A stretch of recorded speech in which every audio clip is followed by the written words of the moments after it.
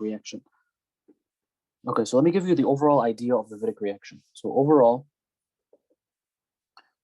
you're going to be dealing with a ketone or an aldehyde. Notice I'm always drawing ketones, but remember, you can have aldehydes as your starting material, but it's the same thing. They react the same way. So overall, you're going to have a ketone or an aldehyde react with something called an ylide, okay? An ylide is going to look like this. It's going to be PH3, so 3 phenols attached to P, and that P is going to be double bonded to a carbon. And that carbon could be attached to 2 hydrogens, or that PH3P double bond C, like that C could be attached to 1 hydrogen and 1 R group, or PH3P double bond C could be attached to 2 R groups. So what you end up getting is this. Basically, this C right here is going to substitute this oxygen.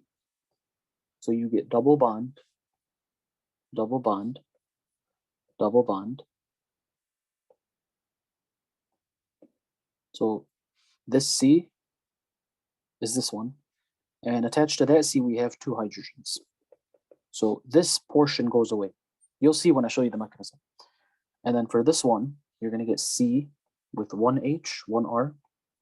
And then for the last one, you have a C with 2 R's. R, R. These right here are called ylides. Okay? So in the mechanism, or you know what, let me show you a specific problem.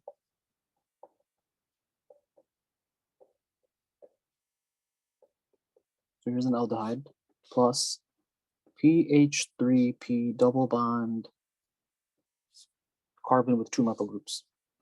You're asked, what is the major product? Remember, it's this carbon with these 2 R groups that substitute this oxygen. So that carbon is right here. That's the carbon.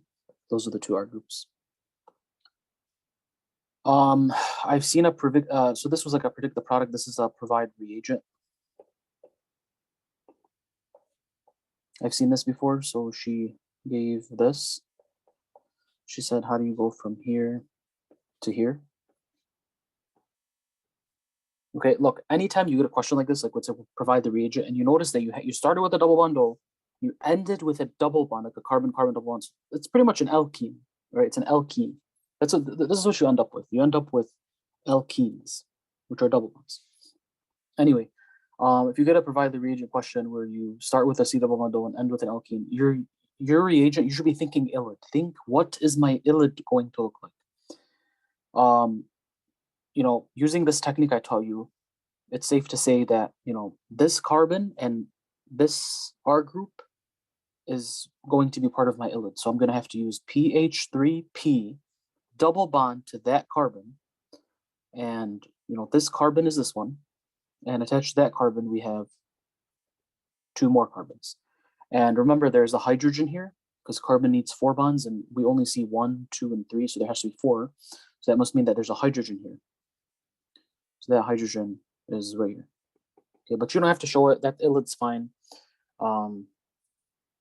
But anyway, does this make sense? I just need a